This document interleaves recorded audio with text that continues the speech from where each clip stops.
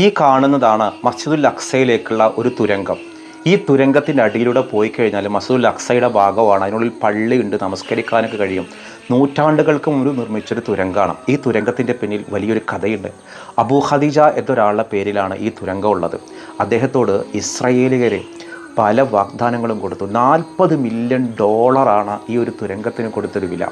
ഈ തുരങ്കം നിങ്ങൾ ഞങ്ങൾക്ക് വിൽക്കൂ, നിങ്ങളുടെ പള്ളിക്ക് ഒരു പ്രശ്നം ഉണ്ടാവില്ല എന്നൊക്കെ വാഗ്ദാനം കൊടുത്തെങ്കിലും അബൂ ഖദീജ എന്ന ഈ പലസ്തീനി കുടുംബം ഈ ഒരു തുരങ്കം വിട്ടുകൊടുത്തില്ല. ഇനി ഈ തുരങ്കം അടച്ചിട്ടിരിക്കുകയാണ്. ഈ തുരങ്കത്തിലേക്ക് ഇങ്ങനെ ഇറങ്ങി ചെന്ന് കഴിഞ്ഞാൽ മസ്ജിദുൽ അക്സയുടെ ഭൂമിക്ക് താഴെ നമസ്കരിക്കാനും ഷെൽട്ടറിനുള്ള ഒരുപാട് സൗകര്യങ്ങളുണ്ട്. ഇത് നൂറ്റാണ്ടുകൾക്ക് മുൻപ് മുസ്ലിം ഭരണകൂടം 6ാം നൂറ്റാണ്ടിൽ ഈ പലസ്തീൻ പ്രദേശം കീഴടക്കിന് ശേഷം ഈ മസ്ജിദുൽ അക്സ പള്ളിക്ക് താഴെ നിർമ്മിച്ച വളരെ രഹസ്യാത്മകമായൊരു തുരങ്കമാണ്.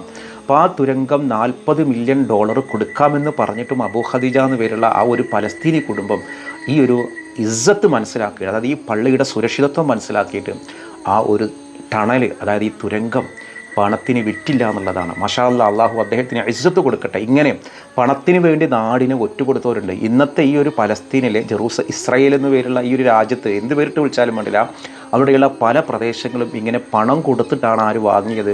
ഇസ്രായേലികൾ വാങ്ങിയത്. എന്നിട്ട് അവരാണ് ആ രാജ്യം ഉണ്ടാക്കിയത്. അപ്പോഴാണ് ഈ ഒരു പലസ്തീനി കുടുംബം ഈ ഒരു ടണൽ വിട്ടുകൊടുക്കാതെ തൻ്റെ അഭിമാനം കാത്തു സംരക്ഷിച്ചത്.